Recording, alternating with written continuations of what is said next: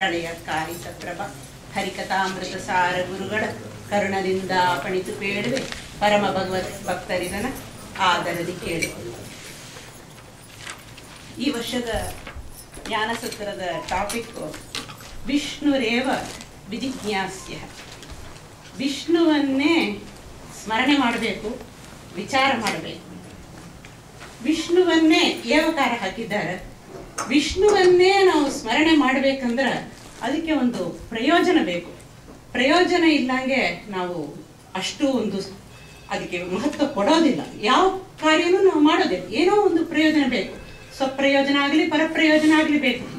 ವಿಷ್ಣುವನ್ನೇ ನಾವು ಮಾಡಬೇಕಂದ್ರೆ, ವಿಷ್ಣುವನ್ನೇ ಚಿಂತನೆ ಮಾಡಬೇಕಂದ್ರೆ ಏನು ಪ್ರಯೋಜನ?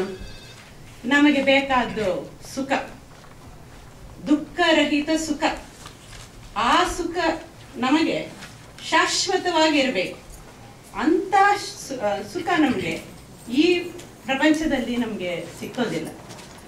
ಆ ಸುಖ ನಮಗೆ ಮೋಕ್ಷದಲ್ಲಿ ಮಾತ್ರ ಸಿಕ್ಕತ್ತಂದ್ರೆ ಶಾಸ್ತ್ರಗಳು ಹೇಳುತ್ತೆ. ಆವಾಗ ನಮಗೆ ಪ್ರಶ್ನೆ ಬರುತ್ತೆ, ಈ ಮೋಕ್ಷ, ಈ ಉತ್ತಮವಾದಂಥ ಈ ದುಃಖರಹಿತ ಶಾಶ್ವತವಾದ ಮೋಕ್ಷ ಬ್ರಹ್ಮಾದಿ ದೇವತೆಗಳಿಗೆ ಮಾತ್ರನೇನಾ, ಅಥವಾ ನಮ್ಮಂತ ಸಾಮಾನ್ಯರಿಗೇನೋ ಈ ಮೋಕ್ಷ ಇದವೋ ಅಲ್ಲವೋ ಎಂಬೋ ಸಂಶಯ ಬರುವುದು ಸಹಜ.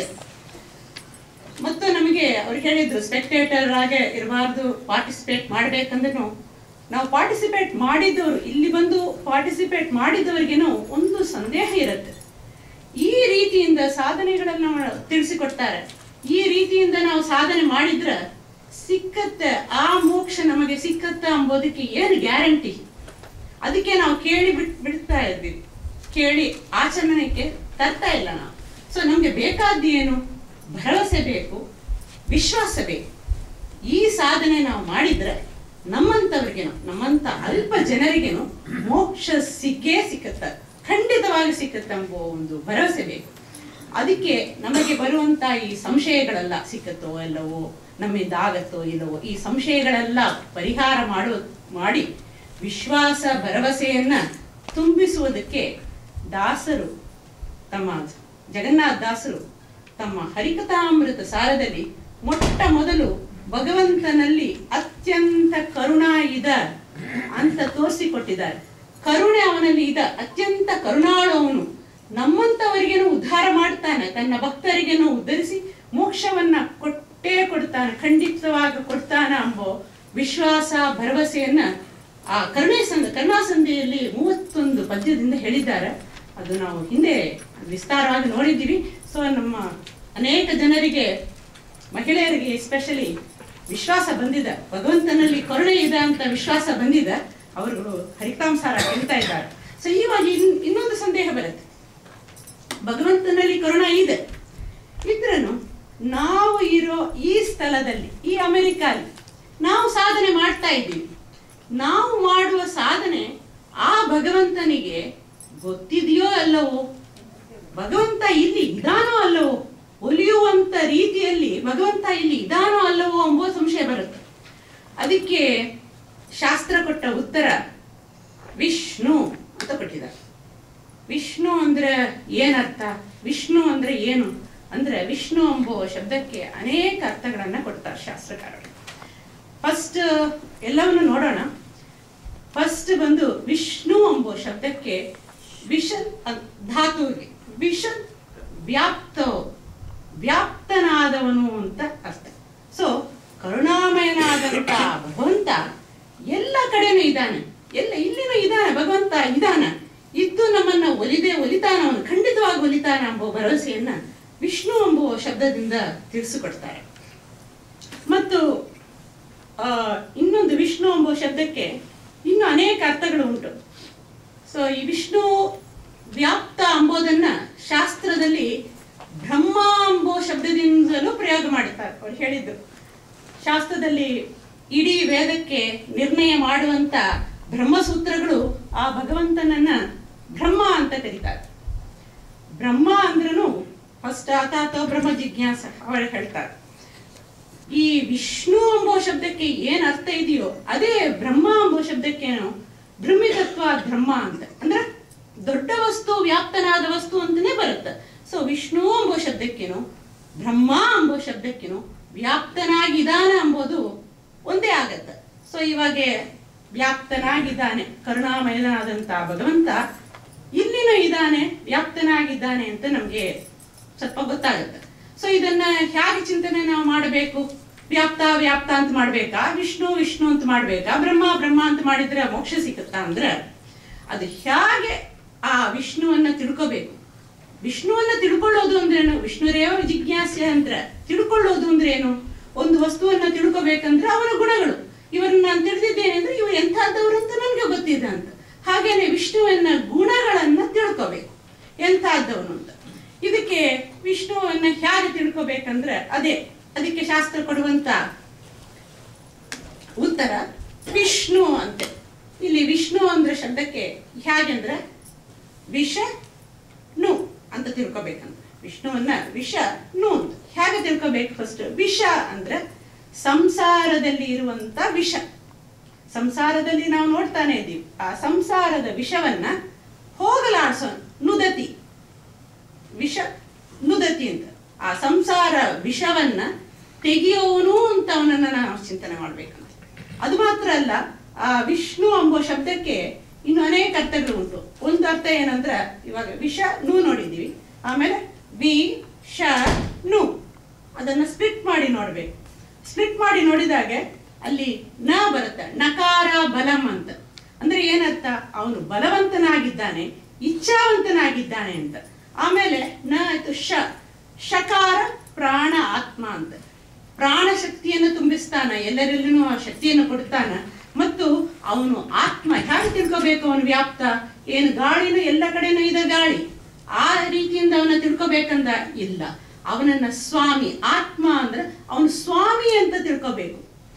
ಇನ್ನು ವಿಷ ಆಯ್ತು, ವಿಷನು ವಿ ಇನ್ನು ಬಂದಿಲ್ಲ, ನ ಬಂತು, ಶ ಬಂತು. ವಿ ಅಂದ್ರೆ ಏನು ಅಂದ್ರೆ ವಿಗೆ ಅನೇಕ ಅರ್ಥಗಳನ್ನ ತಿಳಿಸ್ತಾರೆ. ವಿ ಅಂದ್ರೆ ವಿಲಕ್ಷಣ ಅಂತ ಒಂದು ಅರ್ಥ. ಇನ್ನೊಂದು ವಿ ಎಂಬುದಕ್ಕೆ ಗತಿ, ಪ್ರಜನ, ಕಾಂತ್ಯ, ಆಸನ, ಖಾದನೇಶು ಅಂತ.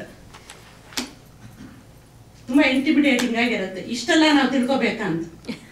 ಹೇಗೆ ತಿಳ್ಕೊಳ್ಳೋದು ಅಂತ? ಏನೋ ಮೋಕ್ಷ ಕೊಡ್ತಾರಂತೀರಾ, ಹೀಗೆಲ್ಲ ಹೇಳ್ತಾ ಇದ್ದಾರಂತಲ್ಲ.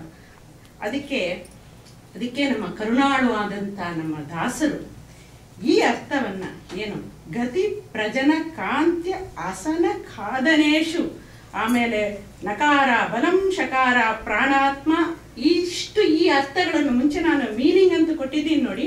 ಸತ್ಯ ಸಂಕಲ್ಪತ್ವ, ಸರ್ವಶ್ರೇಷ್ಠತ್ವ, ವ್ಯಾಪ್ತತ್ವ, ವಿಷ ಪ್ರವೇಶನೆ, ಇಷ್ಟು ಅರ್ಥವನ್ನು ತಮ್ಮ ವ್ಯಾಪ್ತಿ ಸಂಧಿಯಲ್ಲಿ ನಮಗೆ ಅರ್ಥ ಆಗುವಂತ ರೀತಿಯಲ್ಲಿ ಒಂದು ಉದಾಹರಣೆಗಳೇ ಕೊಟ್ಟು ನಮಗೆ ಸಾಧನೆ ಮಾಡ್ಕೊಳ್ಳಕ್ಕೆ, ಅವರ ಚಿಂತನೆ ಮಾಡಲಿಕ್ಕೆ ಅನುಕೂಲ ಮಾಡಿಕೊಟ್ಟಿದ್ದಾರೆ. ಸೊ ಅದನ್ನ ನೋಡೋಣ. ಮೊಟ್ಟ ಮೊದಲು ವಿಷ್ಣುವನ್ನ ಹೇಗೆ ತಿಳ್ಕೋಬೇಕು ಎಂಬುದಕ್ಕೆ ಒಂದು ಗೈಡ್ಲೈನ್ಸು ಅದು ಭಾಗವತದಲ್ಲಿ ಕೊಟ್ಟಿದ್ದಾರೆ. ಅದನ್ನ ವಿಷ್ಣು ಎಂಬ ಶಬ್ದಕ್ಕೆ ವಿಷ್ಣುವಿನ ವ್ಯಾಪ್ತಿ ಹೇಗೆ ತಿಳ್ಕೋಬೇಕು ಅಂದ್ರೆ ವಿಷ್ಣೋಸ್ತು ತ್ರೀಣಿ ರೂಪಾಣಿ ಪುರುಷಸ್ಯ ಮಹಾತ್ಮನಃ. ಪ್ರಥಮಂ ಮಹತಃ ಸೃಷ್ಟುಃ, ದ್ವಿತೀಯಂ ಅಂಡ ಸಂಸ್ಥಿತಂ, ತೃತೀಯಂ ಸರ್ವಭೂತಸ್ಥಂ ತಾನಿ ಜ್ಞಾತ್ವ. ಇದನ್ನ ಹೀಗೆ ಮೂರು ರೀತಿಯಿಂದ ತಿಳ್ಕೊಂಡಾಗ ತಾನಿ ಜ್ಞಾತ್ವ ವಿಮುಚ್ಯತೆ, ನಮಗೆ ಮೋಕ್ಷ ಸಿಕ್ಕತ್ತೆ. ಮೂರು ರೀತಿಯಿಂದ ಅವನ ವ್ಯಾಪ್ತಿಯನ್ನ ನಾವು ತಿಳ್ಕೊಂಡಾಗ ನಮ್ಗೆ ಮೋಕ್ಷ ಸಿಕ್ಕತ್ತೆ. ಸೊ ಈ ಮೂರು ರೀತಿ ಏನು ಅಂದ್ರೆ ಈ ವಿಷ್ಣು ಅಂಬೋನು ಈ ಬ್ರಹ್ಮಾಂಡ, whatever you call universe or whatever, ಈ ಬ್ರಹ್ಮಾಂಡಕ್ಕೆ ಹೊರಗೇನೋ ಜಾಗ ಇರಬೇಕು. Space should be there to hold the universe. So ಅಲ್ಲಿ ಅವನು ಒಂದು ರೂಪದಿಂದ ಅಲ್ಲಿನೂ ಇದ್ದಾನವನು, ಒಂದು ವಿಶೇಷ ರೂಪದಿಂದ ಅಲ್ಲಿ ಮಹತ್ತರವಾದ ರೂಪದಿಂದ ಅಲ್ಲಿ ತುಂಬಿದ್ದಾನವನು. ಆ ರೂಪದಿಂದ ಈ ಬ್ರಹ್ಮಾಂಡವನ್ನ ಸೃಷ್ಟಿ ಮಾಡಿದ್ದಾನೆ. ಸೃಷ್ಟಿ ಮಾಡಿದ ಈ ಬ್ರಹ್ಮಾಂಡದೊಳಗೆ ಪ್ರವೇಶ ಮಾಡಿದ್ದಾನೆ. ಪ್ರವೇಶ ಮಾಡೋದು ಮಾತ್ರ ಅಲ್ಲ, ಪ್ರತಿ ಪ್ರಾಣಿಗಳು ನಮ್ಮ ಹೃದಯದಲ್ಲಿ ಎಲ್ಲೋ ವಿಷ್ಣು ಕೂತಿದ್ದಾನೆ ಅಂತ ನಾವು ಚಿಂತನೆ ಮಾಡಬೇಕಾಗಿಲ್ಲ. ಅಲ್ಲಿ ಇರುವಂತಹ ವಿಷ್ಣು ನಮ್ಮ ಹೃದಯದಲ್ಲಿ ಪುಷ್ಕರ ಅಂತರ ನಮ್ಮ ಹೃದಯದಲ್ಲಿ ಕೂತಿದ್ದು ನಮ್ಮ ಹೃದಯಕ್ಕೆ, ನಮಗೆ ಹೃದಯದಿಂದ ನಮ್ಮ ಜೀವಕ್ಕೆ ಪೋಷಣೆಯನ್ನ, ಪುಷ್ಟಿಯನ್ನ ತಂದು ಕೊಡ್ತಾ ಇದ್ದಾನೆ ಅಂತ ತಿಳ್ಕೋಬೇಕು ಅಂತ ಭಾಗವತ ಹೇಳಿದ. ಇದನ್ನ ಇನ್ನೂ ಚಂದಾಗಿ ಬಿಡಿಸ್ತಾರೆ ನಮ್ಮ ದಾಸರು. ಮೊಟ್ಟ ಮೊದಲು ಪದ್ಯದಲ್ಲಿ ನೋಡೋಣ. ಮೊಟ್ಟ ಮೊದಲ ಶುರು ಮಾಡೋದೇ ಅವರು ರೂಪತ್ರಯ ಅಂತ ಶುರು ಮಾಡ್ತಾ ಇದ್ದಾರೆ. ಅವ್ರು ಹೇಳಿದಂತೆ ನಮ್ಗೆ ಫಲ ಬೇಕು, ಫಲದ ಏನೋ ಕೊಡ್ತಾರ ಅಂಬೋ ಭರವಸೆ ಬೇಕಲ್ಲ, ಅದಕ್ಕೆ ಫಸ್ಟ್ ವರ್ಡ್ ಪುರುಷ ಅಂಬೋ ಶಬ್ದದಿಂದ ಫಲವನ್ನ ಹೇಳ್ತಾ ಇದ್ದಾರೆ. ಏನು ಅಂದ್ರೆ ಪುರುಷ ಅಂಬೋ ಶಬ್ದಕ್ಕೆ ಪುರು ಶನೋತಿ ಅಂತ ಅಂದ್ರೆ ಪುರು ಅಂದ್ರೆ ದೊಡ್ಡ ವಸ್ತು, ಶನೋತಿ ಅಂದ್ರೆ ಕೊಡ್ತಾ ಇದ್ದಾನೆ, ದೊಡ್ಡ ವಸ್ತುವನ್ನ ನಿಮಗೆ ಕೊಡ್ತಾ ಇದ್ದಾನೆ. ನಮ್ಗೆ ಬೇಕಾದೇನು ಫಸ್ಟ್ ನೋಡಿದ್ದೀವಿ ಪ್ರಯೋಜನ, ನಮಗೆ ದುಃಖರಹಿತ ಸುಖ ಬೇಕು, ಆ ದುಃಖರಹಿತ ಸುಖವನ್ನ ನಮಗೆ ಕೊಡುತ್ತಾನಂತ ಫಸ್ಟ್ ಶಬ್ದ ಹಾಕಿದ್ದಾರೆ ಪುರುಷ ಅಂತ ಅವನ್ನ ತಿಳ್ಕೋಬೇಕು ಅಂತ. ಆ ಪುರುಷ ಏನಾಗಿದ್ದಾನೆ, ಪುರುಷ ರೂಪತ್ರಯ, ಆ 3 ರೂಪತ್ರಯ ನೋಡಿದ್ದೀವಿ. ಪುರುಷ ರೂಪತ್ರಯ, ಪುರಾತನ ಪುರುಷ ಅಂತ ಬಂದಿದೆ. ಇದು ಬಂದು ಆದಮಾರ್ ಶ್ರೀಗಳು ಇದನ್ನ ತುಂಬಾ ಚಮತ್ಕಾರವಾಗಿ ಬಿಡಿಸಿದ್ದಾರೆ. ಪುರಾತನ ಪುರುಷ ಅಂತ ಬರುವಾಗ ಆಚೆ ಈಚೆ ಮಾಡಿ, ಪುರಾತನ ಅಂಬೋದಕ್ಕೆ ಆತನ ಪುರ. ಸೊ ಈ ಪುರುಷನನ್ನ ಹೇಗೆ ತಿಳ್ಕೋ, ಈ ಮೋಕ್ಷವನ್ನ ಕೊಡುವಂತ ಈ ಪುರುಷ, 3 ರೀತಿಯಿಂದ ವ್ಯಾಪ್ತನಾದಂತ ಈ ಪುರುಷ, ಅವನ ದೇಹ ಎಲ್ಲವೂ, ನಮ್ಮ ಈ ದೇಹ, ಈ ಬ್ರಹ್ಮಾಂಡ ಎಲ್ಲವೂ ಅವನ ಪುರ ಅಂತ ತಿಳ್ಕೊಳ್ಳಿ, ಅವನದ್ದು ಇದು ಅಂತ ತಿಳ್ಕೊಳ್ಳಿ, ನಮ್ಮದು ಅಂತ ತಿಳ್ಕೊಬೇಡಿ ಅಂತ ಪುರಾತನ ಪುರುಷ. ಆಮೇಲೆ ಪುರಾತನ ಪುರುಷ ಪುರುಷೋತ್ತಮ ಅಂತ ತಿಳ್ಕೊಬೇಕಂತ. ಪುರುಷೋತ್ತಮ ಅಂದ್ರೆ ನಮ್ಮಲ್ಲಿ ಅವನು ಶ್ರೇಷ್ಠ ಅಂತ ಅರ್ಥ ಇಲ್ಲ, ನಮ್ಮಕ್ಕಿಂತ ಅವನು ಶ್ರೇಷ್ಠ. He is not among us, he is great ಅಲ್ಲ, ಹಿ ಇಸ್ ಅಬೋವ್ ಅಸ್ ಅಂತ. ಕಕ್ಷನೇ ಬೇರೆ, ಸ್ವತಂತ್ರ ಕಕ್ಷೆ ಅದು. ಸೊ ಪುರುಷೋತ್ತಮ ಅಂತ ತಿಳ್ಕೊಳ್ಳಿ ಅಂತ. ಅವನು ಪುರುಷೋತ್ತಮ ಆದ ಕಾರಣದಿಂದ ಪುರುಷ ಶಬ್ದಕ್ಕೆ ಅನೇಕ ಅರ್ಥಗಳು ಉಂಟು. ಇಷ್ಟು ಇರುವಾಗ ಅವನು ಸತ್ಯ ಸಂಕಲ್ಪತ್ವ ಎಲ್ಲ ಬರೆದಿದ್ದೀನಿ. ಸೊ ಹಾಗೆ ತಿಳ್ಕೊಂಡವ್ರು ಯಾರಿದ್ದಾರೆ ಅಂದ್ರೆ ಯಾರಿದ್ದಾರೆ ಅಂದ್ರೆ ಕ್ಷರಾಕ್ಷರ ಪುರುಷ ಅಂದ್ರೆ ಕ್ಷರ ಅಕ್ಷರ ಪುರುಷ. ಯಾವತ್ತೂ ದೇಹರಹಿತವಾದ, ಅವ್ರು ಹೇಳಿದ್ರಲ್ಲ ತತ್ವ ಸಂಖ್ಯಾನದಲ್ಲಿ, ದುಃಖದ ಸ್ಪರ್ಶವೂ ಇಲ್ಲದಂತೆ ಇರುವಂತ ಈ ದೇಹ ಇಲ್ಲದಂತ ಲಕ್ಷ್ಮಿ ಮತ್ತು ಇತರ ಜೀವಗಳು ಇನ್ಕ್ಲೂಡಿಂಗ್ ಮುಕ್ತ, ಅವ್ರಿಗೆ ಒಂದಾನೊಂದು ಕಾಲದಲ್ಲಿ ಒಂದು ದೇಹ ಇದ್ದೇ ಇದೆ.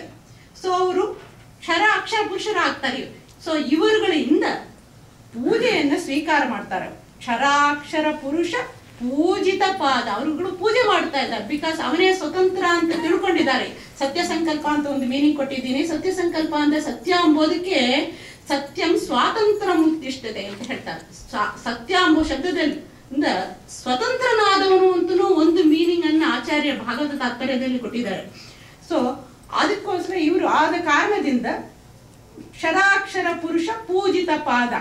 ಸರಿ ಆಯ್ತು, ತಿಳ್ಕೊಂಡಿವಿ. ಇವನಿಗೆ ಹೇಗಿದ್ದಾನೆ, ಅವನಿಗೊಂದು ಆಕಾರ ಬೇಕಲ್ಲ ನಮ್ಗೆ ಚಿಂತನೆ ಮಾಡ್ಲಿಕ್ಕೆ. ಈ ಹಾಗಿದ್ದಾನೆ ಇವನು ಅಂದ್ರೆ ಅವನನ್ನು ಹೇಗೆ ತಿಳ್ಕೊಬೇಕಂದ್ರೆ ಪೂರ್ಣ ಆನಂದ ಜ್ಞಾನ, ಪೂರ್ಣ ಆನಂದ, ಪೂರ್ಣ ಜ್ಞಾನಮಯ ಅಂತ ಅವನನ್ನು ಚಿಂತನೆ ಮಾಡ್ಬೇಕು. ಅವನು ಹೇಗಿದ್ದಾನೆ ಅಂದ್ರೆ ಜ್ಞಾನಮಯ, ಆನಂದಮಯ ಅಂತ ನೀವು ಚಿಂತನೆ ಮಾಡಿ ಅಂತ ಹೇಳ್ತಾ ಇದ್ದಾರೆ. ಪೂರ್ಣ ಜ್ಞಾನಮಯ. ಇದು ನಮ್ಗೆ ಚಂದಾಗಿ ಇನ್ನು ತಿಳಿಬೇಕಂದ್ರೆ ಏನ್ ಮಾಡಬೇಕು ಅಂದ್ರೆ ಪುರುಷ ಸೂಕ್ತ ಸುಮೇಯ. ಇವನನ್ನ ತಿಳ್ಕೋಬೇಕಂದ್ರ ಅಪೌರುಷಯ ಅಂದ್ರೆ ಇವನನ್ನ ಯಾರು ನೋಡಿದ್ದಾರ, ಯಾರು ಇಲ್ಲ. ಇವನನ್ನ ವೇದಗಳೇ ಹೇಳಬೇಕು, ವೇದದ ಮೂಲಕವಾಗಿವನೇ ಇವನನ್ನ ತಿಳಿಬೇಕು ನಾವು. ಸೊ ಪುರುಷ ಸೂಕ್ತದಿಂದ, ಪುರುಷ ಸೂಕ್ತ ಅಂಬೋದು ಇಡೀ ವೇದಕ್ಕೇನೂ ಆಗತ್ತೆ, ಎಲ್ಲ ವೇದದು ಹೇಳ್ತಾರೆ ಅವರು ಹೇಗೆ ಅಂತ. ಸೊ ಪುರುಷ ಸೂಕ್ತ ಅಂದ್ರೆ ವೇದಂತೆನೆ ತಗೋಬೇಕು. ಪುರುಷ ಸೂಕ್ತ ಸುಮೇಯ. ಇಂಥ ಭಗವಂತ ಎಲ್ಲಿ ಇದ್ದಾನಂತ ತತ್ತತ್ ಪುರುಷ ಹೃತ್, ಅವನು ಎಲ್ಲೋ ದೂರದಲ್ಲಿ ಇದ್ದಾನೆ ಅಂತ ತಿಳ್ಕೋಬೇಡಿ. ಅಲ್ಲಿ ಇರುವಂತ ಭಗವಂತ ಬೇರೆ ಯಾರು ಇಲ್ಲ, ಅವನೇ ನಮ್ಮ ಬಿಂಬರೂಪನಾಗಿ ನಮಗೆ ಒಳಗಿದ್ದು ನಮ್ಮ ಸಾಧನೆ ಹೇಗೆ ಮಾಡಬೇಕು ಅಂತ ನಮ್ಗೆ ಪ್ರೇರಣೆ ಕೊಟ್ಟು ನಮ್ಮಿಂದ ಮಾಡಿಸ್ತಾನ ಅಂತ ಹೇಳ್ತಾ ಇದ್ದಾರೆ. ಹೃತ್ ಪುಷ್ಕರ ನೆಲೆಯ ಅಂತ, ಅದಕ್ಕೆ ಕಮಲ ಅನ್ಕೊಳ್ಳಂಗೆ ಪುಷ್ಕರ ಅನ್ಕೊಟ್ಟಿದ್ದಾರೆ, ಪುಷ್ಟಿಯನ್ನು ತುಂಬಿಸ್ತಾನಂತ. ಪುಷ್ಕರ ನಿಲಯ ಮಹಾಪುರುಷ. ಇನ್ನು ಎಲ್ಲಿ ಇದ್ದಾನಂದ್ರೆ ಈ ಬ್ರಹ್ಮಾಂಡದ, ಅದು ಹೇಳಿದ್ದೇನೆ, ಬ್ರಹ್ಮಾಂಡದ ಒಳಗೆ ಹೊರಗೆ ಎರಡು ಕಡೆಯನ್ನು ಇದ್ದಾನೆ. ಬಹಿರದಿ ವ್ಯಾಪ್ತ, ಅದೇ ಅವನು ವ್ಯಾಪ್ತಿ ಎಂಬ ಗುಣವನ್ನ ತಿಳ್ಕೋಬೇಕು. ವ್ಯಾಪ್ತಿ ವ್ಯಾಪ್ತಿ ಜೊತೆಯಲ್ಲಿ ಬರುವಂತ ಇನ್ನೊಂದು ಅಲ್ಲಿ ದೋಷ ಏನು ಅಂದ್ರೆ ಒಂದು ಅಂಟುವಿಕೆ ಎಂಬುದು ದೋಷ ಬರುತ್ತೆ. ಒಂದು ಕಾಮನ್ ಎಕ್ಸಾಂಪಲ್ ತಗೊಂಡ್ರೆ, ನಾವು ಒಬ್ಬರ ಜೊತೆಯಲ್ಲಿ ಒಂದು ಕೆಲವು ಕಾಲ ಇದ್ರೆ ಅವ್ರ ಗುಣ ನಮ್ಮಲ್ಲಿ ರಬ್ಸಿನ್ ಎಲ್ಲಿ ಇದ್ರೂ ಅದು ರಬ್ಬಿನ್ ಆಗುತ್ತೆ. ಹಾಗೆ ಭಗವಂತನಿಗೇನು, ಭಗವಂತ ಇಲ್ಲಿ ಇದ್ದಾನೆ. ಒಂದು ಟಾಯ್ಲೆಟ್ ತಗೊಳ್ಳಿ, ಟಾಯ್ಲೆಟ್ ಅಲ್ಲೇನು ವ್ಯಾಪ್ತನಾಗಿದ್ದಾನ ಆ ಭಗವಂತ ಅಂದ್ರೆ ಇದ್ದಾನೆ. ಅಯ್ಯೋ, ಅಲ್ಲಿ ವ್ಯಾಪ್ತನಾಗಿದ್ರ ಭಗವಂತನಿಗೆ ಏನಾದ್ರು ದೋಷ ಬರುತ್ತಾ? ವ್ಯಾಪ್ತ ಆದ ಜಾಗೆ ದೋಷಯುಕ್ತವಾಗಿ ಇದ್ರ ಆ ದೋಷನಿಂದ ದೂಷಿತನಾದ ಭಗವಂತ ನಮಗೆ ಒಲಿತಾನೋ ಇಲ್ಲವೋ ಅಂತ ಸಂದೇಹ ಬರುತ್ತೆ. ಸೊ ಆ ಸಂದೇಹವನ್ನ ಹೇಳ್ತಾರೆ ವ್ಯಾಪ್ತ ನಿರ್ಲಿಪ್ತ ಅಂತ ಚಿಂತನೆ ಮಾಡಬೇಕು. ಅವನಿಗೆ ಯಾವತ್ತೂ ಯಾವ ಅಂಟುವಿಕೆಯೂ ಇಲ್ಲ, ಯಾಕಂದ್ರೆ ಅವನಿಗೆ ಯಾವ ವಸ್ತುವಿಯನ್ನು ಅವನಿಗೆ ಅಭಿಮಾನ ಎಂಬುದಿಲ್ಲ, ಅವನ ಅಪ್ರಾಕೃತ ಬೇರೆ. ಸೊ ಅವನಿಗೆ ನಿರ್ಲಿಪ್ತ ಅಂತ ಚಿಂತನೆ ಮಾಡಬೇಕು ಅಂತ ಇಷ್ಟು ವ್ಯಾಪ್ತಿಯನ್ನು ಕಂಪ್ಲೀಟ್ ಪರ್ವೇಷನ್ ನೋಡಿ. ಈ ಜೀವ ಎಂಬುದು ಇಟ್ಸ್ ಈವನ್ ಇನ್ ಆಟಮ್ ಅಲ್ಲಿ ಸಾವಿರಾರು ಜೀವಗಳು ಉಂಟು, ಅಷ್ಟು ಚಿಕ್ಕದ ಒಳಗೇನೆ ಇದ್ದಾನೆ, ದೊಡ್ಡದಾದ ಮಹತ್ತತ್ವಕ್ಕೆ ಹೊರಗೇನೂ ಅವನು ಇದ್ದಾನೆ ಅಂತ ಎಲ್ಲಾ ವ್ಯಾಪ್ತಿಯನ್ನ ಕೊಟ್ಟರು. 2ನೇ 3ನೇ ಸಂಧಿಗೆ ಬರುವಾಗ ನೋಡಿ ವಿಚಿತ್ರವನ್ನ ಇಲ್ಲಿ ಹೇಳ್ತಾರೆ, ಭಗವಂತ ಯಾವುದು ಅಲ್ಲ ಅಂತ ಹೇಳ್ತಾರೆ.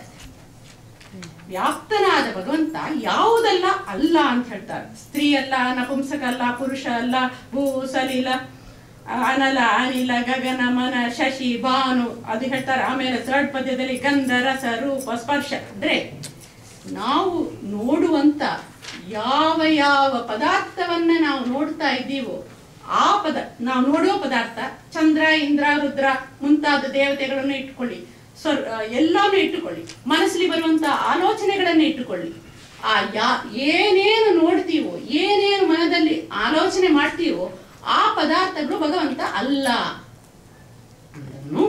ಅವನ ಅಲ್ಲದಿದ್ದರೂ ಆ ಪ್ರತಿ ಪದಾರ್ಥದಲ್ಲಿ ನಾವು ನೋಡುವಂತ ಪದಾರ್ಥಗಳು, ನಾವು ಕೇಳುವಂತ ಪದಾರ್ಥಗಳು, ನಾವು ಮೂಸುವಂತ ಪದಾರ್ಥಗಳು, ನಾವು ಉಣ್ಣುವಂತ ಪದಾರ್ಥಗಳು, ನಮ್ಮ ಮನಸ್ಸಲ್ಲಿ ಬರುವಂತ ಆಲೋಚನೆಗಳು ಎಲ್ಲದಲ್ಲಿನೂ ಅವನು ವ್ಯಾಪ್ತನಾಗಿದ್ದಾನೆ. ಅದೇ ಅವನ ವಿಶೇಷಣ, ವಿಲಕ್ಷಣ, ಭಿನ್ನನಾಗಿದ್ದಾನೆ. ಹಾಗೆ ಅವನ್ನ ತಿಳ್ಕೋಬೇಕು. ಪ್ರತಿ ಪದಾರ್ಥದಲ್ಲಿನೂ ಅವನು ವ್ಯಾಪ್ತನಾಗಿದ್ದಾನೆ ಮತ್ತು ಆ ಪದಾರ್ಥ ಅವನು ಅಲ್ಲ ಅಂತ ನಾವು ತಿಳ್ಕೋಬೇಕು ಅಂತ 2ನೇ 3ನೇ ಪದ್ಯದಲ್ಲಿ ಕೊಡ್ತಾರ.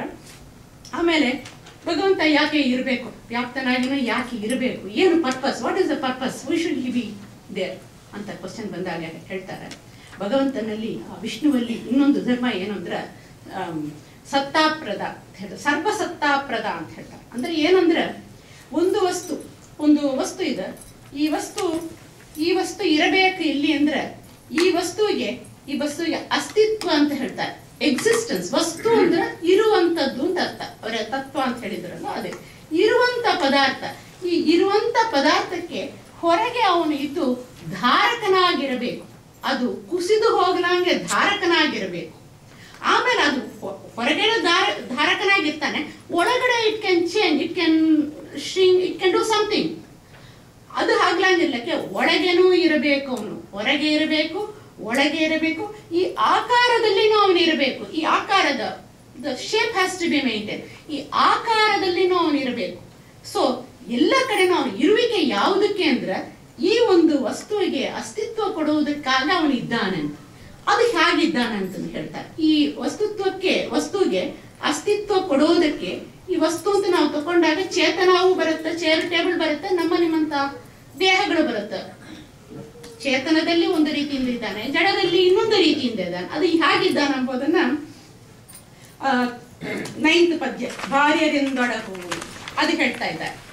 ಇಲ್ಲಿ ಜಡದಲ್ಲಿ ಜಡ ಆಗಲಿ ಚೇತನ ಆಗಲಿ ಅವನು ಹೇಗಿದ್ದಾನೆ ಅಂದ್ರೆ ಒಂದು ರಾಜನಂತ ವೈಭವದಿಂದ ಇದ್ದಾನೆ. ಏನು ವೈಭವ ಅಂದ್ರೆ ಲಕ್ಷ್ಮೀ ಸಹಿತನಾಗೆ ಇದ್ದಾನೆ. ಲಕ್ಷ್ಮಿಯ ಸ್ತ್ರೀ ಭೂ ದುರ್ಗಾ ರೂಪ, ಸತ್ವ ರಜಸ್ ತಮಸ್ ಅಂತ ಕೇಳಿದ್ದೀರಾ. ಇದೆಲ್ಲ ಜಡ ಅಲ್ಲ, ಜಡದಲ್ಲಿ ಲಕ್ಷ್ಮೀ ಸನ್ನಿಧಾನ, ಲಕ್ಷ್ಮಿ ಇದ್ದಾಳೆ. ಅದು ಮಾತ್ರ ಅಲ್ಲ, ನಮ್ಮ ಮುಖ್ಯ ಪ್ರಾಣರಿದ್ದಾರೆ, ಮುಖ್ಯ ಪ್ರಾಣರು ಮುಂತಾದ ಪುಷ್ಕರ ಅಂತ ಎಲ್ಲಾ ದೇವತೆಗಳು ಎಲ್ಲದಲ್ಲಿನೂ ಇಟ್ಟಿದ್ದಾನೆ. ಯಾಕೆ ಇಟ್ಟಿದ್ದಾನೆ ಅವನಿಗೆ ಕೆಲಸ ಮಾಡಕ್ ಆಗೋದಿಲ್ವ ಅಂದ್ರೆ ಹಾಗಲ್ಲ. ಲಕ್ಷ್ಮಿಯನ್ನ ಬಿಟ್ಟು ಲಕ್ಷ್ಮಿಗೆ ಅದು ಆನಂದ ಕೊಡುತ್ತೆ. ವಾಯುದೇವರಿಂದ ಪುಷ್ಕರ ತನಕ ಅವರವರು ನಮ್ಗೆ ಹೇಗೆ ಸಾಧನೆ ಉಂಟು ಅವ್ರಗಳಿಗೇನು ಸಾಧನೆ ಉಂಟು. ಅವ್ರುಗಳು ಸಾಧನೆ ಮಾಡಬೇಕು ಮಾಡಿಸಬೇಕು, ಎರಡು ಅವ್ರಿಗೆ ಇದು ರೆಸ್ಪಾನ್ಸಿಬಿಲಿಟಿ. ಅದಕ್ಕೆ ಅವ್ರ ಸಾಧನೆಗೇನು ಅನುಕೂಲ ಮಾಡಿಕೊಟ್ಟಿದ್ದಾನೆ. ಸೊ ಜಡಗಳಲ್ಲಿ ಬರುವಾಗ ಹೇಗಿದ್ದಾರೆ ಅಂದ್ರೆ ಹೇಳ್ತಾರೆ, ಕಾರಣ ಕಾರ್ಯ ವಸ್ತುಗಳಲ್ಲಿ ಪಟತಂತುಗಳ ಓಲಿದ್ದು ಅಂತ ಹೇಳ್ತಾ ಇದ್ದಾರೆ. ಇದು ಏನು ಕಾನ್ಸೆಪ್ಟ್ ಅಂದ್ರೆ ಹೇಗಿದ್ದಾನೆ ಅಂದ್ರೆ, ಒಂದು ಬಟ್ಟೆ ತಕೊಳ್ಳಿ ನೀವು, ಜಡ ಬಟ್ಟೆ. ಈ ಬಟ್ಟೆಗೆ ಕಾರಣ ಏನು? ಈ ಬಟ್ಟೆಯ ಕಾರಣ ನೂಲುಗಳ ಸಮೂಹ. ಈ ನೂಲುಗಳ ಸಮೂಹಕ್ಕೆ ಏನು ಕಾರಣ? ಅದಕ್ಕೆ ಕಾರಣ ಅಂದ್ರೆ cause. What is the cause for all that? ಇದಕ್ಕೆ ಏನು ಕಾರಣ ಅಂದ್ರೆ cotton, bales of cotton. So ಅದು ಕಾರಣ. ಅದು ಬೇಲ್ಸ್ ಆಫ್ ಕಾಟನ್ ಕಾರಣ ಆದ್ರೆ ಕಾರ್ಯಗಳು ನೂಲ್ಗಳು ಕಾರಣ ಆದ್ರೆ ಬಟ್ಟೆ ಕಾರ್ಯ ಆಗತ್ತೆ. ಸೊ ಇಲ್ಲಿ ಕೊನೆಯಲ್ಲಿ ಕಾರ್ಯವಾದಂತ ಈ ಬಟ್ಟೆಯಲ್ಲಿ ಏನಿದೆ, ಕಾರಣನೂ ಇದೆ, ಕಾರ್ಯವು ನೂಲು ಇದೆ, ಹತ್ತಿ ಇದೆ, ಎಲ್ಲ ಇದೆ ಈ ಬಟ್ಟೆಯಲ್ಲಿ. ಸೊ ಹಾಗೇನೆ ಪ್ರತಿ ಜಡ ವಸ್ತುಗಳಲ್ಲಿ ಅವನು ಕಾರಣ ಕಾರ್ಯ ರೂಪದಿಂದ ಇದ್ದಾನೆ. ಹೇಗಿದ್ದಾನೆ ಅಂದ್ರೆ ಅದಕ್ಕೆ ಇದು ಉಪನಿಷತ್ತು, ಜಸ್ಟ್ ಗಿವ್ ಅ ಸ್ಯಾಂಪಲ್, ಬೃಹದಾರಣ್ಯಕ ಉಪನಿಷತ್ತಲ್ಲಿ ಬರುತ್ತೆ, ಇದು ಗಾರ್ಗಿ ಬ್ರಾಹ್ಮಣದಲ್ಲಿ ಬರುತ್ತೆ. ಓತಪ್ರೋತ ಅಂತ ಗಾರ್ಗಿ ಯೂಸ್ ಮಾಡ್ತಾಳ ಆ ಶಬ್ದವನ್ನ, ಹೆಂಗಸರು ಯೂಸ್ ಮಾಡ್ತಾಳ, ಓತಪ್ರೋತನಾಗಿದ್ದಾನೆ ಅಂತ. ಓತಪ್ರೋತ ಅಂದ್ರೆ ಇದು ನೋಡಿದ್ರೆ ಇಟ್ ಇಸ್ ಸಿಮಿಲರ್ ಪರ್ವೇಶನ್ನ ಹೇಳತ್ತೆ. ಇದು ನೋಡಿದ್ರೆ ಇದಕ್ಕೆ ಈ ತರ ಒಂದು ಊಫ್ ಅಂಡ್ ವಾಪ್ ಅಂತ ಹೇಳ್ತೀವಿ ನಾವು. ಹಾಗೆ ಎಡಬಿಡದೆ ಭಗವಂತನ ವ್ಯಾಪ್ತಿ ಕಾರಣ ಕಾರ್ಯ ಇದು ಕಂಪ್ಲೀಟ್ ಆಗಿ ತುಂಬಿದ ಅಂತ ನಾವು ತಿಳ್ಕೊಬೇಕು. ಏನೇ ಪದಾರ್ಥ ನೋಡಿದ್ರು ಅದನ್ನು ತುಂಬಿ ತುಡುಕಿದೆ ಅಂತ ತಿಳ್ಕೊಬೇಕು. ದಾಸರು ಕೊಟ್ಟದ್ದು ಅವರು ಸ್ವವಚನ ಅಲ್ಲ, ಉಪನಿಷದ್ ವಚನವನ್ನೇ ಓತಪ್ರೋತ ಅವರು ಕೊಟ್ಟಿದ್ದಾರೆ. ಕಾರಣ ಕಾರ್ಯದಲ್ಲಿ ಇದ್ದಾನೆ ಅಂತ ತಿಳ್ಕೊಬೇಕು. ಇನ್ನೊಂದು ಚೇತನಗಳಲ್ಲಿ ಹೇಗಿದ್ದಾನೆ ಭಗವಂತ ಅಂತ ಹೇಳುವಾಗ, ಚೇತನ ಜಡ ಏನು ದೊಡ್ಡ ವ್ಯತ್ಯಾಸ ಅಂದ್ರೆ, ಈ ಚೇತನ ಧರ್ಮ ಏನು ಅಂದ್ರೆ ಜ್ಞಾನ ಇಚ್ಛಾಪೂರ್ವ ಕೃತಿ. ನಾವು ಮಾಡುವಂತ ಕ್ರಿಯೆ ಇದೆಲ್ಲ ಅದು ಹಿಂದಗಡೆ ಇಚ್ಛೆ ಇದೆ, ಅದು ಹಿಂದಗಡೆ ಜ್ಞಾನ ಇದೆ. ಭಗವಂತ ಕೊಟ್ಟ ಜ್ಞಾನನೇ, ಜ್ಞಾನ ಇಚ್ಛೆಯಿಂದ ಮಾಡುವಂತ ಒಂದು ಪ್ರವರ್ತನೆಗೆ ಅದು ಚೇತನ ಧರ್ಮ. ಜಡದಲ್ಲಿ ಜ್ಞಾನ ಇಚ್ಛೆ ಇಲ್ಲ, ಏನೋ ಒಂದು ಶೇಪ್ ಚೇಂಜ್ ಆಗ್ಬೋದು, ಪರಿಣಾಮ ಅದಕ್ಕೆ ಬರ್ಬೋದು. ಸೊ ಏನಾಗುತ್ತೆ, ಜಡಕ್ಕಿಂತ ಚೇತನ ವಿಲಕ್ಷಣ ಆಯಿತು. ಈ ಚೇತನದಲ್ಲಿ ಜ್ಞಾನ ಇಚ್ಛೆಯಿಂದ ಕಾರ್ಯ ನಡಿಬೇಕಂದ್ರೆ ಅವನು ಹೇಗಿದ್ದಾನೆ ಅಂದ್ರೆ ಹೇಳ್ತಾರ, ಪ್ರೇರಕ ಪ್ರೇರ್ಯ ಅಂತ ಒಂದು ಕಾನ್ಸೆಪ್ಟ್ ಇಂಟ್ರೊಡ್ಯೂಸ್ ಮಾಡ್ತಾ ಇದ್ದಾರೆ. ಏನದು ಪ್ರೇರಕ ಪ್ರೇರ್ಯ ನಾವು ಯೂಸ್ ಮಾಡ್ತಾ ಇರ್ತೀವಿ. ಭಗವಂತ ಎಲ್ಲಿ ಇದ್ದಾನೆ ಅಂದರೆ ಭಗವಂತ ನಮ್ಗೆ ಪ್ರೇರಣೆ ಕೊಡ್ತಾನೆ, ನಾವು ಮಾಡ್ತೀವಿ, ಹೀಗಲ್ಲ ಅಂತ ಹೇಳ್ತಾರೆ ದಾಸರು. ಪ್ರೇರಕ ಭಗವಂತ ಪ್ರೇರಕನಾದ್ರೆ ಅವನ ಪ್ರೇರಣೆಯ ತಕೊಳ್ಳೋರು ಲಕ್ಷ್ಮೀನಾರಾಯಣ ಒಟ್ಟಿಗೆ ಇಡೋಣ. ಬಿಕಾಸ್ ಭಾರ್ಯರಿಂದ ಒಡಗೂಡಿ ಅಂತ ಹೇಳ್ಬಿಟ್ಟಿದ್ದಾರೆ, ಸೆಪರೇಟ್ ಮಾಡಬೇಡ. ಲಕ್ಷ್ಮೀನಾರಾಯಣರು ಪ್ರೇರಕ ಅಂತ ತಕೊಳ್ಳೋನು. ಪ್ರೇರ್ಯರು ಯಾರು ಆಗ್ತಾರೆ ಅಂದ್ರೆ ವಾಯುದೇವರಾಗ್ತಾರೆ. ಸೊ ವಾಯುದೇವರು ತಗೊಳ್ತಾ ಇದ್ದಾರೆ ಅಂದ್ರೆ ದಾಸರು ಹೇಳ್ತಾರೆ ಇಲ್ಲ ಅಂತ ಹೇಳ್ತಾ ಇದ್ದಾರೆ. ಆ ವಾಯುದೇವರ ಒಳಗೆ ಪ್ರೇರಕ ಪ್ರೇರ್ಯ, ಈ ಪ್ರೇರ್ಯರ ಒಳಗೆ ನಾರಾಯಣ ಕೊಡುವಂತ ಉಪದೇಶಗಳು, ಇನ್ಸ್ಟ್ರಕ್ಷನ್ಸ್ ಈ ವಾಯುದೇವರು ತಕೊಳ್ಳಕ್ಕೆ ಸಮರ್ಥರಲ್ಲ ಸ್ವತಂತ್ರವಾಗಿ. ಸೊ ಇವನ ಒಳಗೆ ನಾರಾಯಣನೇ ಇರಬೇಕು. ಸೊ ಪ್ರೇರಕ ಪ್ರೇರ್ಯ ಎರಡೇನು ಅವನು ಬರಲೇಬೇಕು. ಸೊ ಅಲ್ಲಿ ವ್ಯಾಪ್ತಿ ಬಂತು ನೋಡಿ, ಎಡೆಬಿಡದೆ ಇದ್ದಾನ ಅವನು. ಸೊ ಹೀಗೇನೆ ಯು ಹ್ಯಾವ್ ಟು ಟೇಕ್ ಪ್ರೇರಕ ಪ್ರೇರ್ಯ, ಪ್ರೇರಕ ಪ್ರೇರ್ಯ, ಪ್ರೇರಕ ಪ್ರೇರ್ಯ. ಸೊ ನಮ್ಗೆ ಬರೋವಾಗ ನಮ್ಮಲ್ಲಿ ಇದ್ದು ಯಾರು ಪ್ರೇರಣೆಯನ್ನು ಪ್ರೇರ್ಯ, ನಾವು ಪ್ರೇರ್ಯ, ಕೊನೆಯಲ್ಲಿ ನಾವು ಪ್ರೇರ್ಯರ ಅಲ್ಲ. ಎಲ್ಲ ದೇವತೆಗಳು ಇದ್ದಾರೆ, ಅವರೊಳಗೆ ವಾಯುದೇವರಿದ್ದಾರೆ, ಅವರೊಳಗೆ ಲಕ್ಷ್ಮಿ ಇದ್ದಾಳೆ, ಲಕ್ಷ್ಮಿ ಒಳಗೆ ನಾರಾಯಣನೇ ಕೂತಿರ್ಬೇಕು. ಸೊ ಇಷ್ಟು ಒಂದು ವ್ಯಾಪ್ತಿಯನ್ನ ತಿಳ್ಕೋಬೇಕು. ಪ್ರೇರಕ ಪ್ರೇರ್ಯ ಅಂದ್ರೆ ಇಷ್ಟು ಅರ್ಥ ಬರುತ್ತೆ. ಇದೇ ರೀತಿಯಿಂದ ಇತರ ಕೆಲಸವನ್ನು ತಿಳ್ಕೋಬೇಕು. ಉಂಡು ಉಣಿಪ, ನೀವು ಊಟ ಮಾಡುವಾಗ ಹಾಗೆ ಉಂಡು ಉಣಿಪ, ಉಂಡು ಉಣಿಸೋದು, ಉಂಡು ಉಣಿಸೋದು, ಹೀಗೆ ಮಾಡಿ ಮಾಡಿಸೋದು ಇದೆ ಚೈನ್ ಆಗಿ ತಗೋಬೇಕು. ಮಾಡಿ ಮಾಡಿಸೋದು, ಉಂಡು ಉಣ್ಬೋದು, ನೋಡಿ ನೋಡುವುದು, ಎಲ್ಲ ಹೀಗೆ ತಿಳ್ಕೋಬೇಕು. ಸೊ ಇಷ್ಟು ಒಂದು ವ್ಯಾಪ್ತ ನಿಯಾಮಕತ್ವ, ಸರ್ವ ಪ್ರೇರಕತ್ವ ಎಲ್ಲ ಹೇಳುವಾಗ ಒಂದು ಸಂದೇಹ ಬರುತ್ತೆ. ಇಷ್ಟಿರೋ ಭಗವಂತ ನಮ್ಮ ಕಣ್ಣು ಮುಂದೆ ಒಂದು ಸೆಕೆಂಡ್ ಇಲ್ಲಿ ಬಂದ್ರೆ ಎಲ್ಲ ಸಂಶಯನೂ ಹೋಗ್ಬಿಡುತ್ತಲ್ಲ, ಯಾಕೆ ಬರಬಾರ್ದು ಅವನು? ನಮ್ಗೆ ಸ್ವಲ್ಪ ಉಪಕಾರ ಕರುಣಾಳ ಆದಂತ ಪರಮಾತ್ಮ ಇದು ಮಾಡಬಲ್ಲ ಅಲ್ಲ ಕೇಳಿದ್ರೆ ಅದಕ್ಕೆ ಒಂದು ಉದಾಹರಣೆ. ದೇವರು ಒಂದೊಂದಕ್ಕೇನೋ ಒಂದು ಉದಾಹರಣೆ ಇಟ್ಟಿದ್ದಾರೆ. ಇಲ್ಲಿ ಹೇಳ್ತಾರ, ಒಂದು ಹುಲ್ಲಿನ ಮನೆ ಜೊತೆಯಲ್ಲಿ ಕಂಪೇರ್ ಮಾಡ್ತಾ ಇದ್ದಾರೆ. ತೃಣಕೃತಾಲಯದೊಳಗೆ ಹೊಗೆ ಸಂದಣಿಸಿ ಅಂತ ಅದ್ರಲ್ಲಿ ಏನ್ ಹೇಳ್ತಾರಂದ್ರೆ, ಒಂದು ಎಕ್ಸಾಂಪಲ್, ಒಂದು ಕಡೆ ಒಂದು ಮನೆ, ಹುಲ್ಲಿನ ಮನೆ ಇದೆ. ಆ ಹುಲ್ಲಿನ ಮನೆಯಲ್ಲಿ ಏನ್ ಆ ಕಾಲದಲ್ಲಿ ಹೋಮನೇ ಆಗತ್ತೆ, ಹೋಮ ಆಗ್ತಾ ಇದೆ. ಹೋಮ ಆಗ್ಬೇಕಂದ್ರೆ ಅಲ್ಲಿ ಬೆಂಕಿ ಇರಬೇಕು. ಬೆಂಕಿಯಲ್ಲಿ ಅದು ಆರ್ದ್ರ ಅಂತ ಹೇಳ್ತಾರೆ, ಆ ವೆಟ್ನೆಸ್ ಇರುತ್ತೆ ಇಂಧನದಲ್ಲಿ, ಆ ಕಟ್ಟಿಗೆಯಲ್ಲಿ ಸ್ವಲ್ಪ ವೆಟ್ನೆಸ್ ಇರುವಾಗ ಹೊಗೆ ಬರುತ್ತೆ. ಹೊಗೆ ಇಂಪಾರ್ಟೆಂಟ್ ಅಂತ ನಿನ್ನೆ ನೋಡಿದ್ದೀವಿ ನಾವು. ಸೊ ಆ ಹೊಗೆ ಬರಬೇಕು. ಆ ಹೊಗೆಯಲ್ಲಿ ನೋಡಿ, ಆ ಹೊಗೆಯಲ್ಲಿ ನ್ಯಾಯಶಾಸ್ತ್ರದಲ್ಲಿ ಹೊಗೆಗೇನು ಬೆಂಕಿಗೇನು ಅವಿನಾಭಾವ ಸಂಬಂಧ ಅಂತ ಹೇಳ್ತಾರೆ. ಅಂದರೆ ಆ ಹೊಗೆಯಲ್ಲಿ ಬೆಂಕಿ ವ್ಯಾಪ್ತನಾಗಿರಬೇಕು.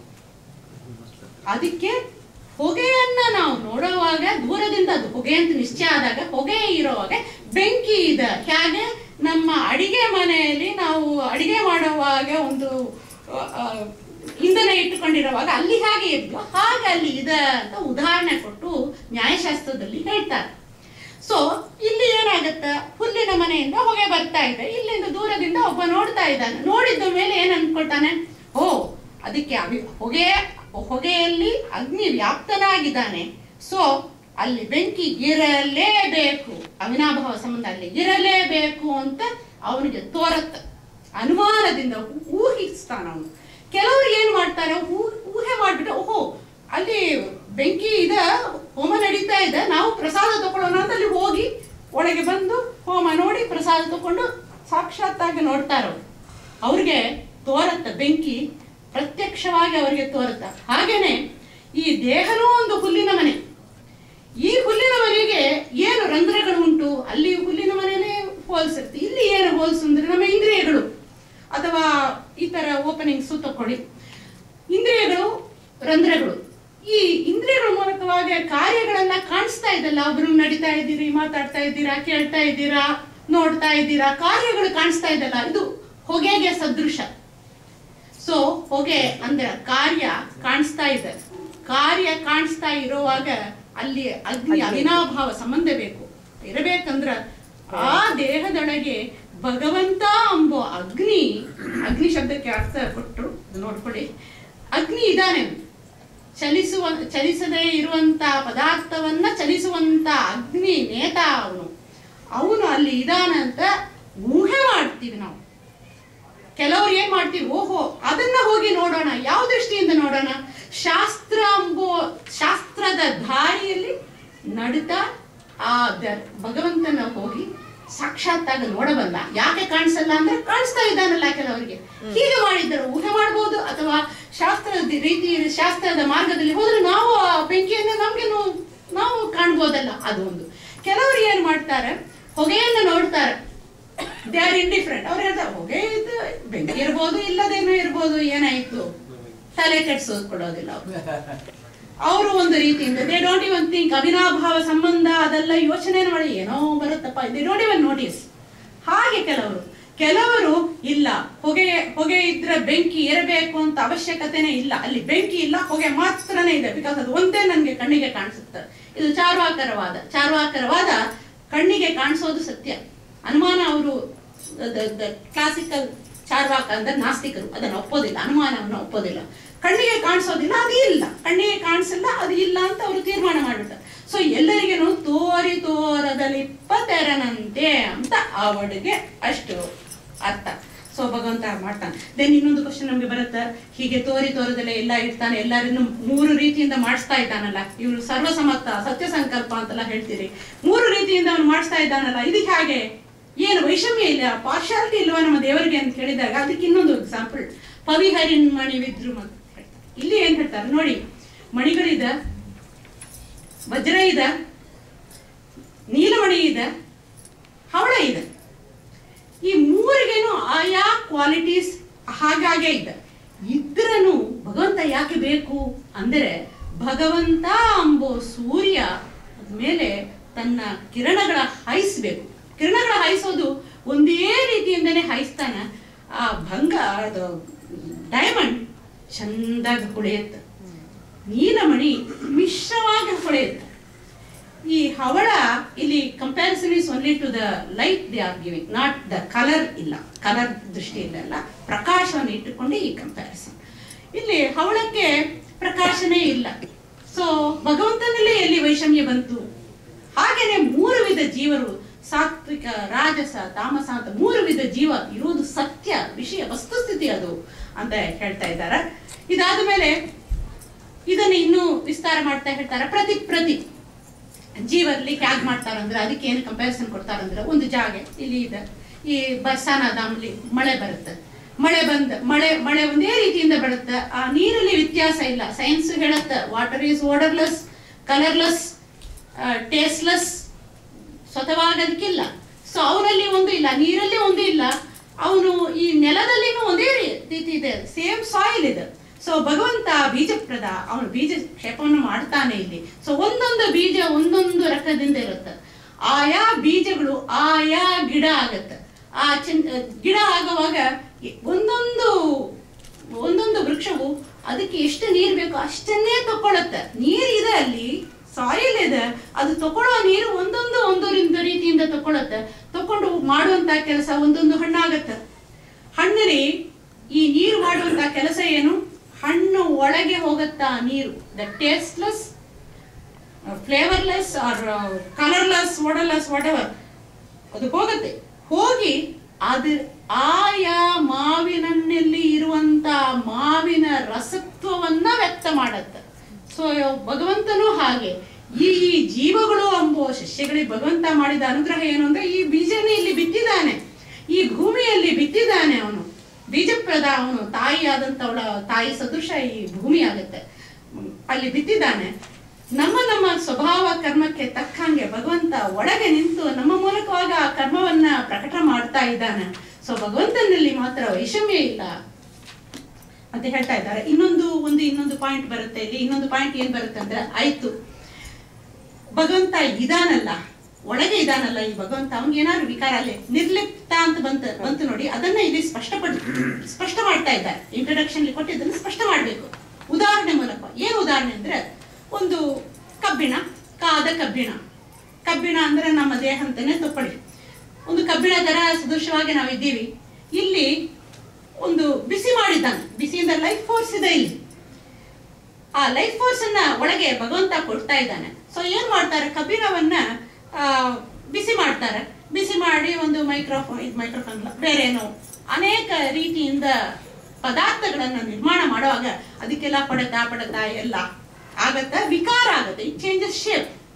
ಬಟ್ ಒಳಗಡೆ ಇರುವಂತ ಆ ಬಿಸಿಗೆ ಏನಾದ್ರು ವಿಕಾರ ಬಂತ, ವಿಕಾರಕ್ಕೆ ಆ ಬಿಸಿಗೆ ಏನಾದ್ರು ದುಃಖ ಬಂತ, ನಮ್ಗೆ ದುಃಖ ಬರ್ತಾ ಇದೆ ಈ ಸಂಸಾರದಲ್ಲಿ. ಚಿಕ್ಕ ವಯಸ್ಸಲ್ಲಿ ಒಂಥರ ಇದ್ವಿ, ಮುದುಕರಾದಾಗ ಒಂಥರ ಇರ್ತೀವಿ, ವಿಕಾರಗಳು ಬರುತ್ತೆ, ದಿನಕ್ಕೆ ಸಂಶಯಗಳು ಬರುತ್ತೆ, ದುಃಖ ಬರುತ್ತೆ, ಎಲ್ಲ ಬರುತ್ತೆ ನಮ್ಗೆ. ಸೊ ಒಳಗೆ ಇರುವಂತ ಭಗವಂತನಿಗೆ ವಿಕಾರವೂ ಇಲ್ಲ, ದುಃಖನೂ ಇಲ್ಲ ಅಂತ ಹೇಳ್ತಾ ಇದ್ದಾರೆ. ಹೇಳಿದ ಮೇಲೆ ಇನ್ನೊಂದು ಬಂತು, ವಿಷ್ಣು ಶಬ್ದಕ್ಕೆ ಖಾದನೇಶು ಅಂತ ಬಂತು, ಸರ್ವವನ್ನು ಭಕ್ಷ ಮಾಡ್ತಾನ ಅಂತ ಬಂತು. ಸರ್ವವನ್ನು ಅವನು ಭಕ್ಷ ಮಾಡ್ತಾನ ಅಂದ್ರೆ ಆವಾಗ ನಮ್ಗೆ ಒಂದು ಸಂದೇಹ ಬರುತ್ತೆ. ನಾವು ಮಾಡಿದ, ಭಗವಂತ ಸೃಷ್ಟಿ ಮಾಡಿದ, ಬ್ರಹ್ಮಾಂಡವನ್ನೇ ಸೃಷ್ಟಿ ಮಾಡಿದ, ಎಲ್ಲ ಪದಾರ್ಥವನ್ನು ಸೃಷ್ಟಿ ಮಾಡಿದ, ಕಾರಣಕಾರಿ, ಇಷ್ಟು ಸೃಷ್ಟಿ ಮಾಡಿದ ಪದಾರ್ಥವನ್ನ ಕೊನೆಯಲ್ಲಿ ಸಂಹಾರ ಮಾಡ್ತಾನಲ್ಲ, ಎಲ್ಲನೂ ನುಂಗುತ್ತಾನಲ್ಲ, ಅವನು ದುಃಖ ಆಗ್ಬೇಕು ಅಲ್ಲ, ಅವನಿಗೆ ಆವಾಗನಾರು ದುಃಖ ಆಗ್ಬೇಕಲ್ಲ ಅಂತ ಒಂದು ಸಂಶಯ ಬಂದಾಗ ಅದಕ್ಕೆ ಉದಾಹರಣೆ ಕೊಡ್ತಾರೆ. ಮಳಲ ಮನೆಗಳ ಮಾಡಿ ಕೆಲವ ಕಾಲದು, ಮಕ್ಕಳು ಬೀಚಿಗೆ ಹೋಗ್ತಾರೆ, ಬೀಚಿಗೆ ಹೋದಾಗ ಖುಷಿಯಿಂದ ಹೋಗ್ತಾರೆ.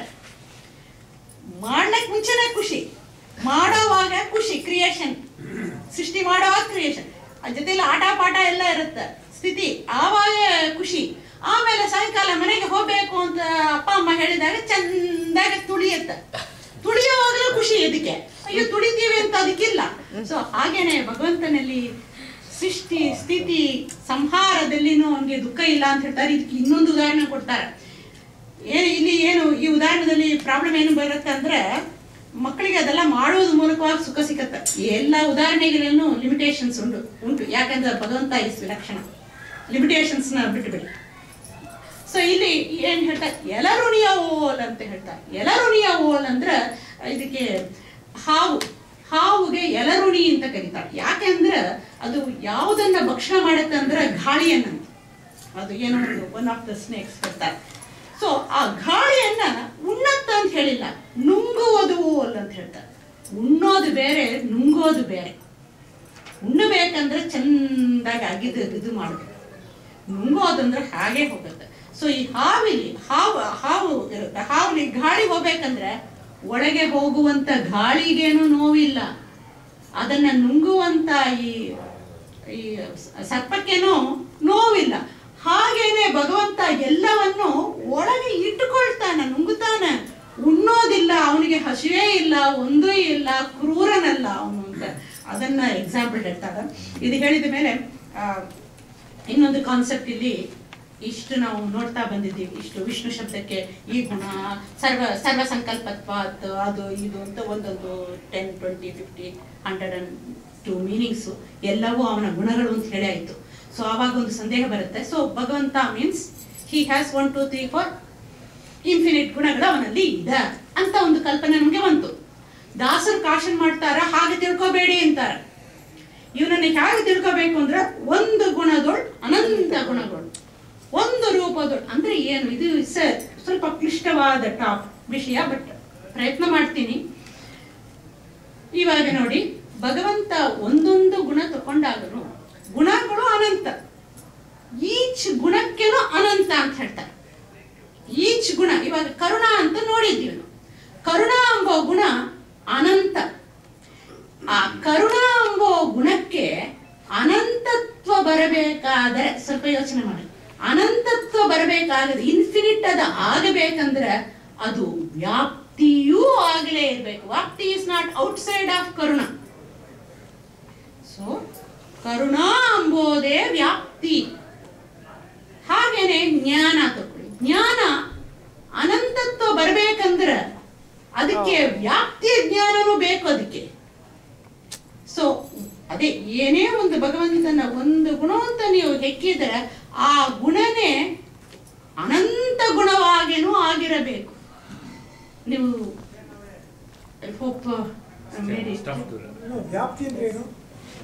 ವ್ಯಾಪ್ತಿ ಅಂದ್ರೆ ಪರ್ಬೇಡಿ, filling up the place.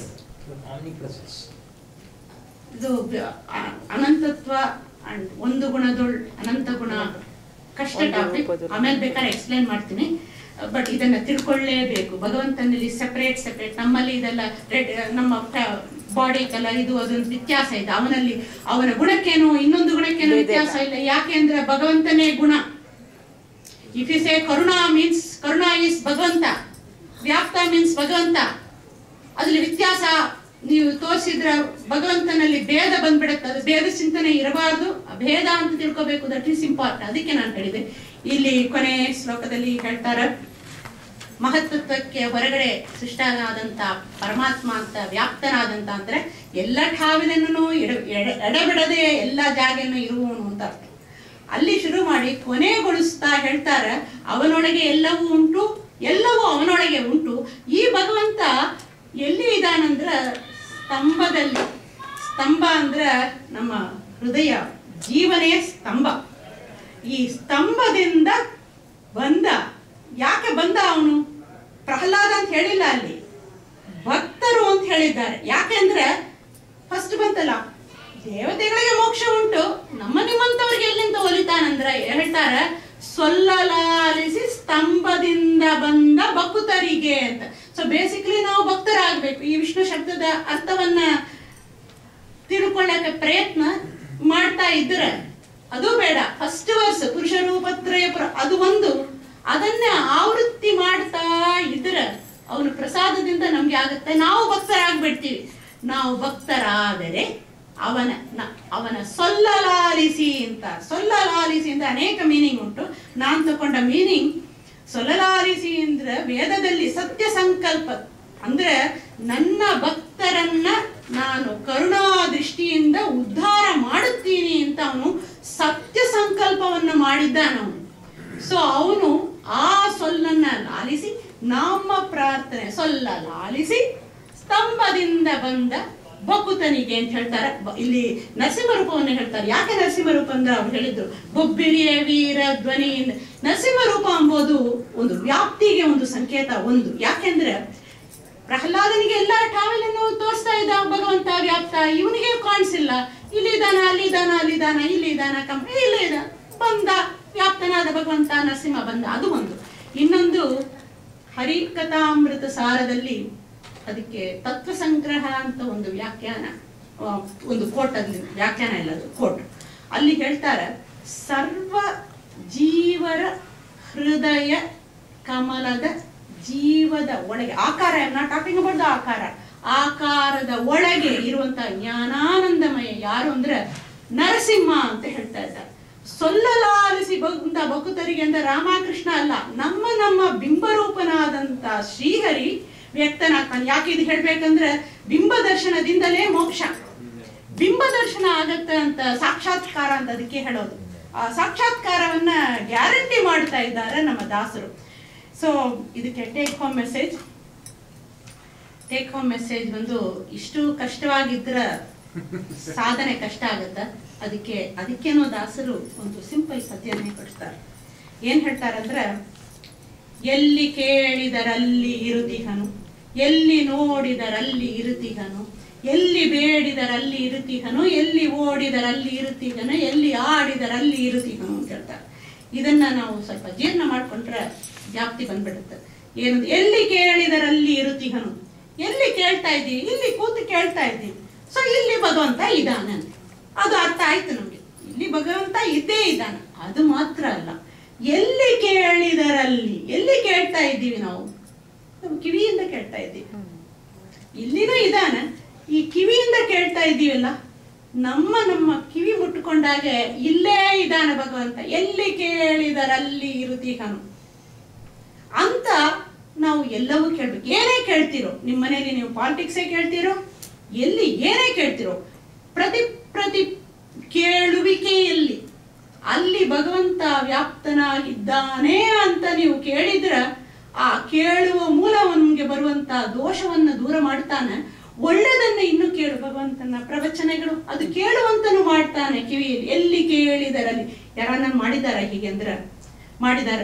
Parikshit ಎಲ್ಲಿ ಕೇಳಿದ್ರು, ಅವ್ರು ಕೇಳ್ತಾ ಇದ್ರು, ಕೇಳುವಿಕೆ ಎಂಬುದು ಮಾಡಿದ್ದಾರೆ. ಇಲ್ಲಿ ದೇವತೆಗಳಿದ್ದಾರೆ, ನಮ್ಮ ಕಿವಿಯಲ್ಲಿ ದೇವತೆಗಳಿದ್ದಾರೆ, ಅವ್ರಿಗೆ ನಮಗೆ ಸಹಾಯ ಮಾಡ್ತಾರೆ. ಎಲ್ಲಿ ಕೇಳಿದರಲ್ಲಿ, ಎಲ್ಲಿ ನೋಡಿದರಲ್ಲಿ, ಹೀಗೆ ಸೇಮ್ ಮೀನಿಂಗ್. ಏನೇನ್ ನೋಡ್ತಾ ಇದ್ದೀವಿ, ನಿಮ್ಮನ್ನೆಲ್ಲ ನೋಡ್ತಾ ಇದ್ದೀವಿ, ನಿಮ್ಮನ್ನೆಲ್ಲ ಭಗವಂತ ತುಂಬಿ ತುಳುಕಿದ್ದಾನೆ ಅಂತ ತಿಳ್ಕೊಂಡು ಅವನು ಇಲ್ಲೇ ಇದ್ದಾನೆ. ತುಂಬಿದ ಭಗವಂತ, ವ್ಯಾಪ್ತನಾದ ಭಗವಂತ ಇಲ್ಲೇ ಇದ್ದಾನೆ. ಬಟ್ ಅವನು ವಿಲಕ್ಷಣನಾಗಿದ್ದಾನೆ, ಭಿನ್ನನಾಗಿದ್ದಾನೆ, ಸ್ವಾಮಿ ಆಗಿದ್ದಾನೆ ಅಂತ ಫಸ್ಟ್ ಪದ್ಯದಲ್ಲಿ ಏನೇನ್ ಬಂತೋ ಅದೆಲ್ಲ ಇಟ್ಟುಕೊಳ್ಳಿ ಅಷ್ಟೇ. ಸೊ ಒಂದೊಂದು ಎಲ್ಲಿ ಆಡಿದರಲ್ಲಿ, ಎಲ್ಲಿ ಆಡ್ತೀವಿ, ಆಡೋದು ಅಂದ್ರ ಪ್ರವಚನ, ಆಡಿದರ ಅಲ್ಲಿ ಇರುತ್ತೆ, ಬಾಯಲ್ಲೇ ಇದ್ದಾನೆ. ಸೊ ಏನಾಯ್ತು ನೆಟ್ ರಿಸಲ್ಟ್, ಅವನು ಬೇರೆ ಎಲ್ಲಿನ, ಇಲ್ಲಿ ಇರುವಂತ ಭಗವಂತ ನಮ್ಗೆ ಕಾಣಿಸ್ತಾ ಇಲ್ಲ, ಬಟ್ ಇಲ್ಲೇ ಇದ್ದಾನೆ ಅಂದ್ರೆ ಇದೇ ನಿಮ್ಮ ನಾರಾಯಣ ಕವಚ ಆಯ್ತು ನಿಮ್ಗೆ. ನಾರಾಯಣ ವರ್ಮದಲ್ಲಿ ನೀವು ಹೇಳೋದು ಇಷ್ಟು ತಾನೆ, ನಮ್ಮ ದೇಹದಲ್ಲೆಲ್ಲ ಭಗವಂತನನ್ನ ನಿಲ್ಸೋಲ್ತಾ ನೀವು ಹೇಳೋದು. ಅದು ಸಂಸ್ಕೃತದಲ್ಲಿ ಇದು ಅಂಗನ್ಯಾಸ ಕರನ್ಯಾಸ ಏನೇನೋ ಮಾಡ್ಕೊಂಡು ತಪ್ಪಾಗಿ ಮಾಡ್ಕೊಳ್ತಾ ಇದ್ದೀವಿ. ಸೊ ಅದಕ್ಕಿಂತ ಎಲ್ಲಿ ಕೇಳಿದರಲ್ಲಿ, ಎಲ್ಲಿ ನೋಡಿದರಲ್ಲಿ, ಎಲ್ಲಿ ಕೇಳಿದರಲ್ಲಿ ಇದು ಒಂದೊಂದಲ್ಲಿ ಇಟ್ಟುಕೊಂಡ್ರೆ ಅವನು ಖಂಡಿತವಾಗಿ ನಮ್ಗೆ ಒಲಿತಾನಂತ ಹೇಳ್ತಾ ಮಾತುಗಳ